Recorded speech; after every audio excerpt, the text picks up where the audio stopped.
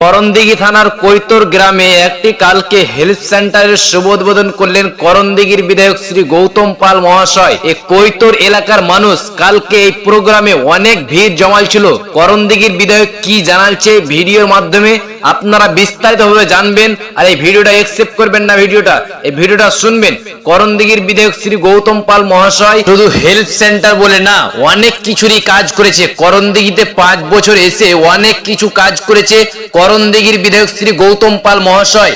এই ভিডিওর মাধ্যমে কি বলছে বিস্তারিত জেনে নিই। 62,63,590 টাকা দিয়ে 3টা হেলথ সেন্টার আমরা এখান থেকে উদ্বোধন করছি। আর কি আছে এখানে? 20খানা হেলথ সেন্টার, 20খানা হেলথ সেন্টারের রিপেয়ারিং। কোথাও হয়তো ওয়ালের রং নষ্ট হয়েছে, কোথাও হয়তো একটু চটে গেছে, মেঝেটা নষ্ট হয়েছে, কোথাও ছাদের একটু ফাটল ধরেছে, ভেঙে পড়ছে। করণদিঘি ব্লকের আলতাপুর 2 নম্বর গ্রাম পঞ্চায়েতের মধ্যে কৈতর গ্রামে আমরা একটি সুস্বাস্থ্য কেন্দ্র মানে হেলথ সেন্টার উদ্বোধন করলাম।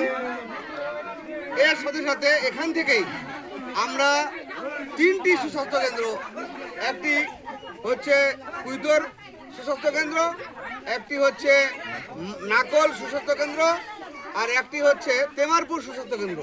3টি সুস্বাস্থ্য কেন্দ্র 62,63,590 টাকা করে 3টি সুস্বাস্থ্য কেন্দ্র এবং 20টি সুস্বাস্থ্য কেন্দ্রের যে রিপেয়ারিং কাজ 7 লক্ষ টাকা করে, মোট সর্বমোট 3,28,00,000 টাকার কাজ আমরা এখান থেকে উদ্বোধন করলাম। এই সুস্বাস্থ্য কেন্দ্রের কাজগুলি আমরা করণদিঘি ব্লকে এখান থেকে আমরা উদ্বোধন করলাম। এতে আমাদের প্রত্যন্ত গ্রাম এলাকার মানুষ, মায়েরা এবং প্রাথমিক চিকিৎসার ক্ষেত্রে সবাই সুযোগ সুবিধা পাবে। কোন ফান্ড থেকে? এটা আমাদের স্বাস্থ্য দপ্তর থেকেই হচ্ছে।